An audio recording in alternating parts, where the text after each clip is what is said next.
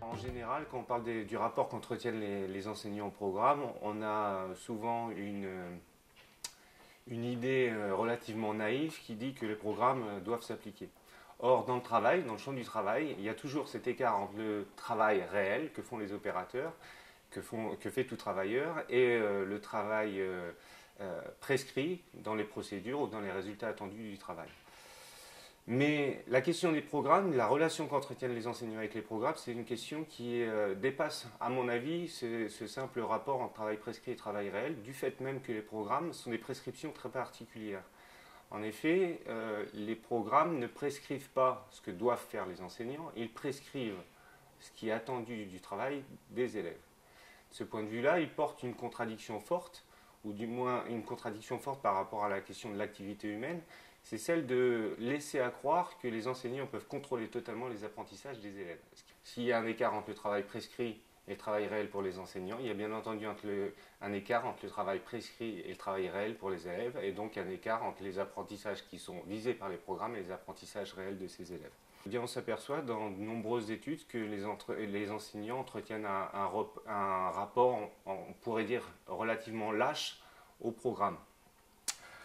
Donc, si les programmes ne prescrivent pas, s'ils sont des simples artefacts culturels, la question qu'on peut se poser, c'est à quelles conditions ces artefacts culturels peuvent devenir des instruments de l'activité des enseignants. Il y a une nécessité, de mon point de vue, de passer d'une approche, d'une conception des programmes qui est technocentrée et qui prend appui sur une analyse a priori des pratiques sociales de référence à une approche anthropocentrée, c'est-à-dire qui prennent en compte l'activité humaine qui est déployée au sein des pratiques sociales, à la fois extrascolaires, à la fois scolaires. En cela, je reviendrai sur des aspects qui ont été déjà abordés il y a bien longtemps par Robert Méran et sur un certain nombre de recherches qui sont développées au sein de l'ARIS. Sur l'exemple de la danse, la compétence attendue ou visée dans les programmes, elle renvoie à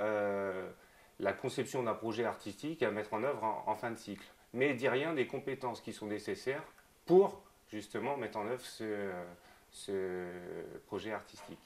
Et la manière dont on met en œuvre un projet artistique nécessite d'aller s'intéresser